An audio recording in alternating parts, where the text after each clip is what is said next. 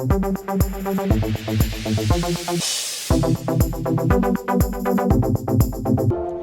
everybody, welcome to Everiathing. Today our guest is an amazing young lady who is inspirational and motivational and has spoken to a crowd of over 20,000 people at We Day Vancouver. That is so amazing, ladies and gentlemen. So let's welcome Miranda Tymoschuk.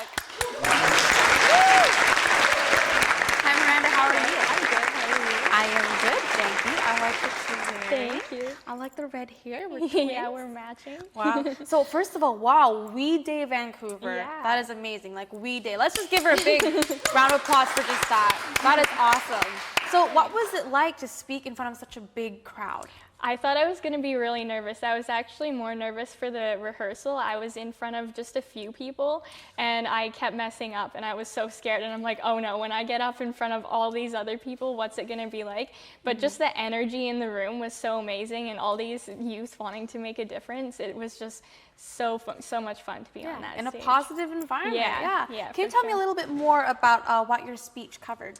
I talked about my blog called Laugh, Love, Dream that I started to share like social justice sort of things and what people are doing or challenges that people face and how they turn that into a positive thing. That's amazing. That really inspires me too. I mean, there's so many things in our world that we can help out, and seeing youth like you actually going and making a difference in the world is like, you go girl, you got this.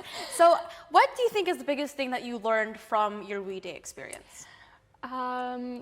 I gained a lot of confidence, I think, because I've never spoken in front of that many people. And so to get up there and know that that's something that I can do and yeah, and then I met so many amazing people that day. Did you get to meet some of the celebrities that were also Yeah. Oh my gosh, Yeah. whoa, like which ones did you meet? Headley was there, so got a picture with Jacob Hogarth. Yeah. Yeah. Whoa. And then the other We Day speakers I got to meet, which was really awesome. I met Romeo Dallaire. I find him very inspirational just because of all the work that he's done. Yeah. That's amazing.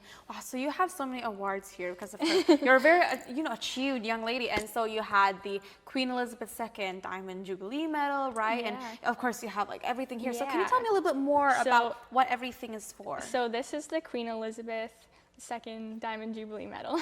So 60,000 Canadians were chosen to receive this medal, and I was presented it by the MP in Maple Ridge, and so they gave me this certificate, and so it just says like on behalf of the Queen and stuff for making a difference and contributing to Canada. Yeah. That's awesome. Yeah, so that was a really neat experience too. Yeah, and I know you also brought a medal. Can you tell me a little bit more about that? This is from the Rick Hansen 25th anniversary relay. So Rick Hansen had done his own relay across Canada, and then for the 25th anniversary of it, they had all these Canadians chosen to kind of redo the relay, and so I did part of it, and they gave me this medal. Wow, what an honor. Congratulations. Wow.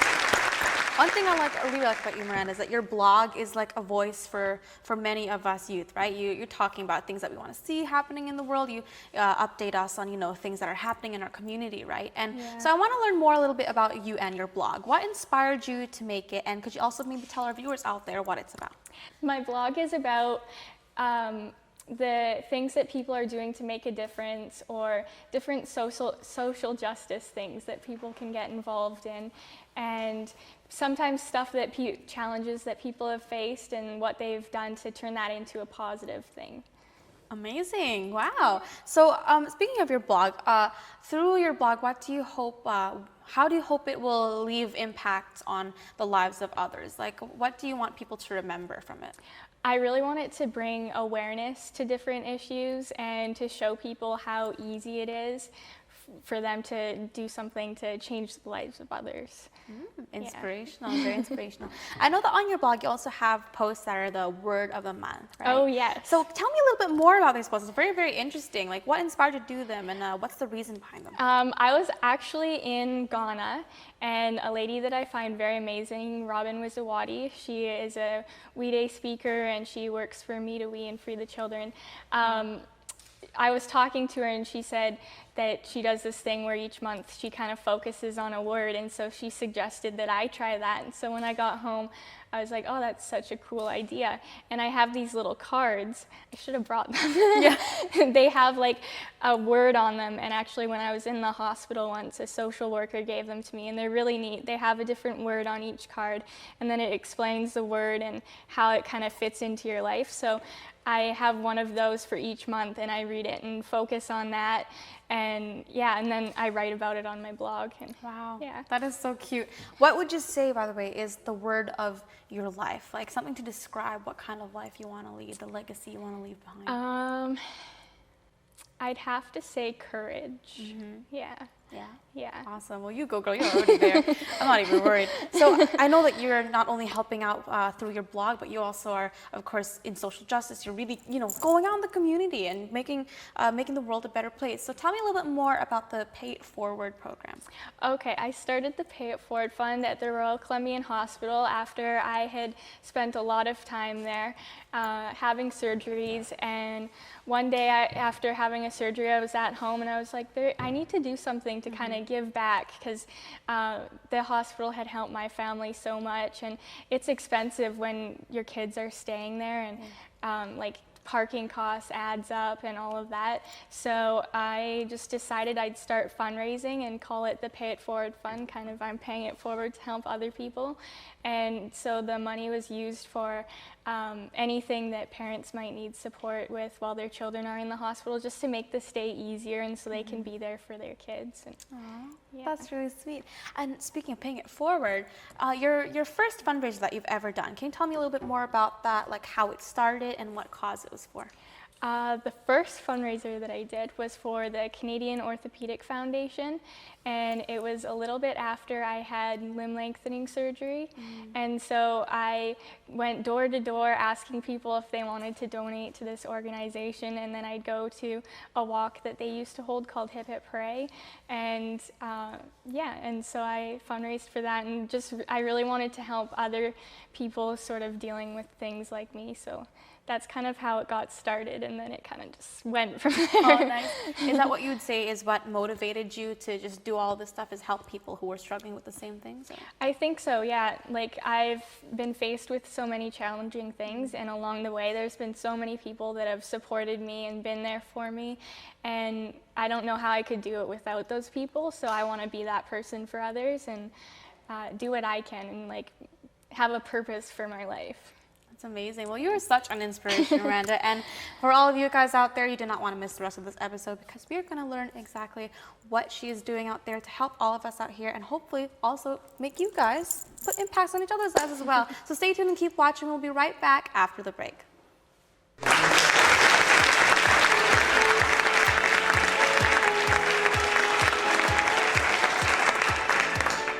Well, as a songwriter, when I would enter competitions by myself, I would always want to enter my own songs, because, of course, when you've written something by yourself, you have your attitude is in it, your genre is in it, you have your personal flair. The Star Experience is an obvious next step. I have so many friends that I've met through the music industry with amazing music material, but nobody has heard their songs yet. The Star Experience is a really great opportunity for young people to be able to get in front of mentors and people who are able to steer them in the right direction. Play that music as if it just comes out automatically.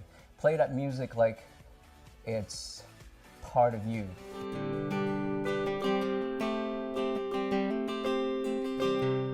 If you're a creator, if you're a singer, if you're a singer-songwriter, if you've written some poems, I mean, this is the obvious next step. I think it's so important for songwriters, especially up-and-coming songwriters, especially the young ones who are just looking for experience and a chance to get your music out there, to enter these kind of competitions. Sometimes short and sweet and simple is what really makes it count. You know, you just need to get that combination out there. When I first hear a song, I most often don't even know the words. I don't know the lyric yet, I just know the melody, I know the beat, I know the rhythm. It says something to me. You know you are too young to date. You are curious and dreaming that maybe that cute boy over there just might notice you and ask for your number. I guess I'm hoping for someone to come along, but boy, my mama honey, you are way too young. At the end of the day, it has to be a natural thing. The singer, the songwriter, the artist has to have a feeling from their own heart to be able to come up with an idea that expresses something that matters to them. If something can touch someone emotionally, that really makes it different. But if you were in on the writing session of some of your favorite artists, you'd realize they started with a scratch track, and it was probably a little iffy. They were a little unsure. You know, it wasn't very good, but the producer saw the light, saw the vision, took the meaning of the song and helped that artist bring that thing to life, and the finished product is undeniably different than the idea. I need someone to help me along, but my mama won't say yes. So please help me. I love this. That was really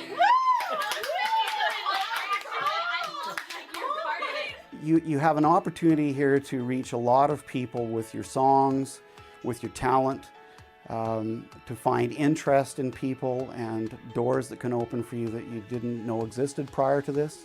Depending on what you've got and what you've created, you might experience a lot more. Maybe I will see you at the audition. Thank you.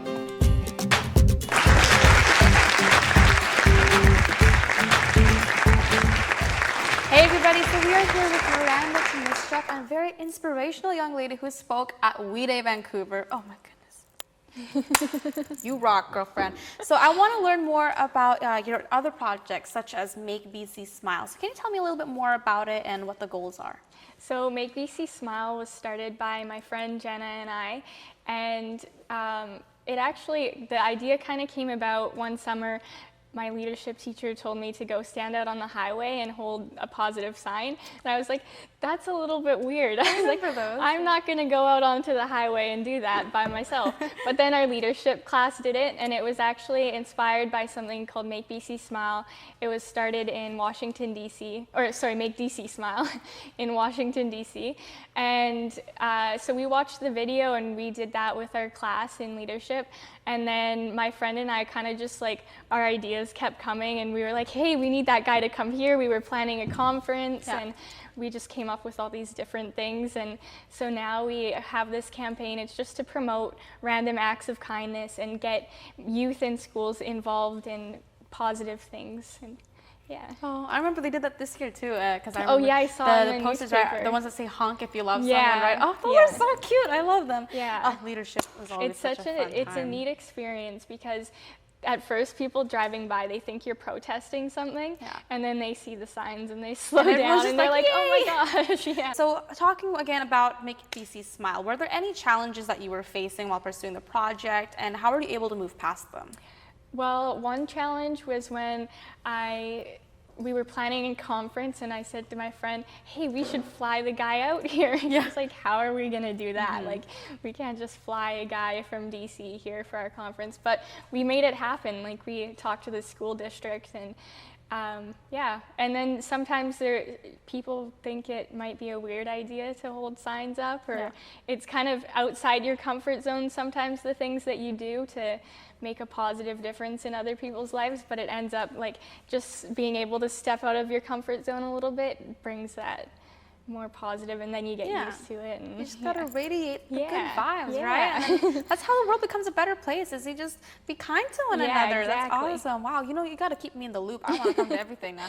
And so anyways, Make BC Smile is obviously so successful because I see the post in the newspaper about it and everyone knows about it, right? But who would you say were your strongest supporters from like the very beginning? You can feel free to make shout outs as well. So Jenna Cruz and I started it, and then our huge supporters were Christy Blakeway, who is the vice principal at the time at Thomas Haney. She really helped us get it started.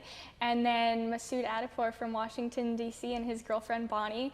They were super helpful, giving us ideas that they used in D.C. and now we use those ideas here. That's amazing. Wow. So now we're just going to talk about the youth and everything, and spreading kindness is definitely something that we want to always focus on. But what do you think are the biggest concerns among youth today, and how do you think we can fix them? I think I think from my point of view, like what I see in youth is they don't know what they're passionate about, and there isn't that opportunity really to find what you're passionate about. True. And so that creates so many issues, I think. And you know, there's bullying and so many things.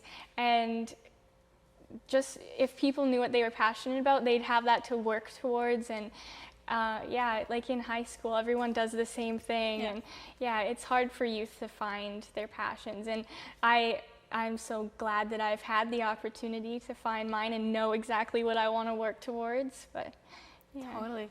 So what do you think is a way that youth can be positive in their environment and, you know, break out of their shell? Because I know some people might be conscious, like, oh my gosh, go on the road holding posters, I don't know, a little scared. What do you think is a way to encourage everyone to do good things in their community? Well, often people get good ideas and they're like, oh, this is so cool, this could help so many people. But then they have doubts and worries and they don't think it's possible.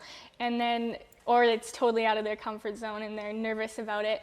And so I think those things are good signs when you have those feelings and you're worried about it, because then you just say, hey, no, I'm gonna do this. And the things you're worried about, you just work towards getting past them, and yeah, and then it opens up a whole different world. Totally, just keep moving forward, Yeah, right? Exactly. So I know that you're not only an amazing public speaker, and I mean, obviously you're just radiating confidence, girl, you go. And you're, of course, making such a big difference, not only our community, but the world too. But you are also a pageant girl. I can see your beautiful face. So tell me a little bit more about your experience with Miss BC 2014. What was that like? And that was a really fun experience. Yeah? I met so many amazing girls, and it's not really something that I would normally be like, oh yeah, I'm going to go in a pageant. But it was a fundraiser for the Canadian Cancer Society, and it's all about like inner beauty and outer beauty. And so there were all sorts of amazing workshops, and that was so cool. It really helped build my confidence even more, and to be able to go on the stage and like just feel pretty and hang out with other girls. It was a lot of fun. That's like a once in a lifetime experience too. That is sure. amazing. Wow. So, you know, tying that in together with everything else that you've done, what would you say are the biggest lessons that you've learned in life? I would have to say, like, not letting anything hold you back. Like, every time I feel like doing something, and then kind of like we were talking about, like having doubts and stepping out of your comfort zone, I think stepping out of your comfort zone is like a huge thing to do in life, because it opens up so many opportunities. That's so true. So how would you describe your life 5 years ago versus your life right now? 5 years ago, let me think. Where was I 5 years ago? Well, 5 years ago, I don't think I would have imagined what I'm doing today. I was pretty sure 5 years ago I was having surgery and all sorts of things going on. That's when I started doing the Pay It Forward stuff, and I just really wanted to help others, but I never realized that I would be connected to so many people all over the world and get to know so many amazing people and learn so many awesome things. And yeah, I've traveled so much now, and like I never thought that would happen, especially like within a span of 5 years. Totally. I feel like your life is just so happy and positive and always moving forward. Yeah. And I know that aside from your blog, you're also writing a book, which is Yes. amazing. So can you tell me a little bit more about it and how you hope for it to impact the youth? So right now it's called Hopes, Dreams, and Everything in Between. I love it. That's so catchy. Because I think hope is really important, and I have so many dreams, but in between all of that, there's so many other things going on in my life. So this book, I just want to be totally honest about everything in it, and about the difficult things I've dealt with and the challenges that I've had to fight through, and then also all the amazing things, because even though there's so many dark moments, there's so many moments full of light and happiness. And so I want to put that all together and share it with other people that might be facing similar things, or maybe just need a little bit of inspiration or something to motivate them to find their passions. And so that's what I hope. Oh my gosh, that is beautiful. Thank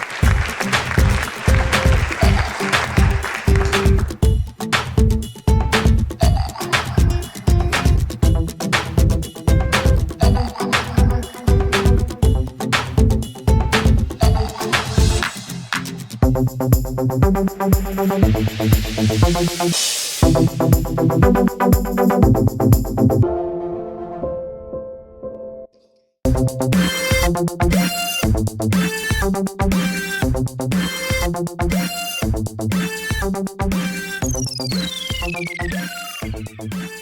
guys, welcome back to Everiathing. We're here with Miranda Tymoschuk. Now before we get to the real workshop, we want to get to know you a little bit more. Perhaps you know the amazing blogger, the beauty queen, the lady helping out, making BC smile. So what I have here for you are a bunch of questions, and you have 45 seconds to answer them.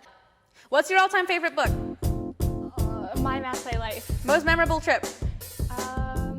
Kenya. 5 items that you always carry with you. Chapstick. Good choice. Money.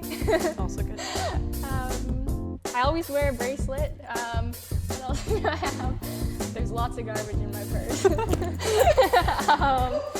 And like a schedule. Good, good.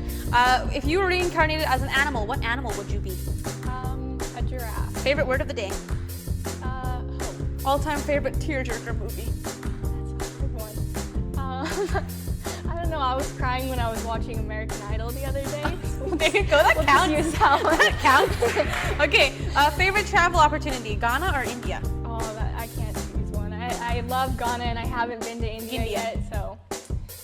Disney princess that suits your personality best? Oh, I don't know. Let's say, is the Little Mermaid a princess? Yeah, we'll say Little Princess of Mermaid. the Sea. I like Woo-hoo. Yay!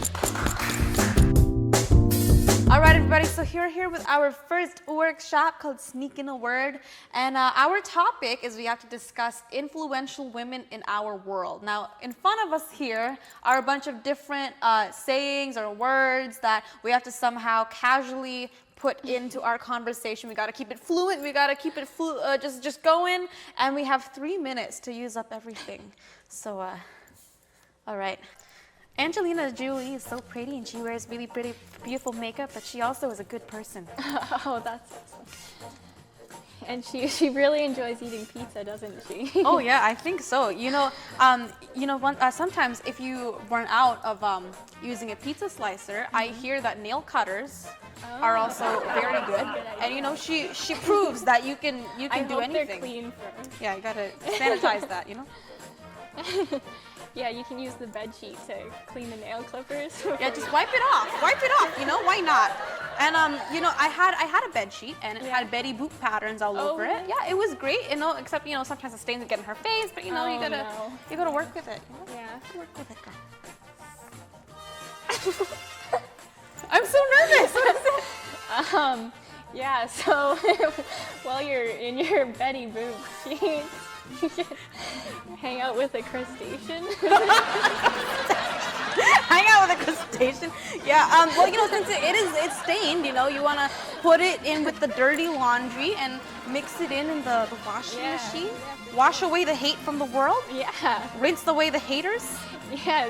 Turn on the electric fan. I Blow was it all so scared away. you were gonna say electric chair. Oh gosh. Okay, what is this? Oh, Angelina Jolie's inspiration is like polka dots. For sure. They dot my life with joy. That's awesome. Inspirational women can do that. Very. They're like scented candles. They make the world smell wonderful. Light up my life. Yeah, exactly. Woo! I think we forgot about influential women, but it's okay. We talked about crustaceans. Yeah. It's okay. We all Betty need some Boop. lobster in our life. Okay. Red lobster. Hit me up. So now lastly, our final challenge of this game is to say everything in 1 minute, but it has to be a very sad story. Oh, I better stop smiling. Okay. And we have to do it in 1 minute. So timer ready? Ready? In 3, 2, 1. Oh, I'm so sad because I ate cheerful dried fish. They looked so happy. Oh no, those poor fish. Did you have them with mushrooms? No, I couldn't eat them with a fork. I had no utensils. I used my vacuum cleaner. That's really sad. It's almost like that time I was vacuuming and there was a fly on my nose. Oh, I like Donald Duck. I like soy sauce though. Have you ever eaten grasshoppers? Because they're really gross. Oh, that's so sad. I would never eat grasshoppers. I sometimes do though when I'm dancing hip hop. You know what? I like to eat fake chocolate that looks like Canadian geese. Fake chocolate, that's the saddest thing I've ever. It's made with cough syrup.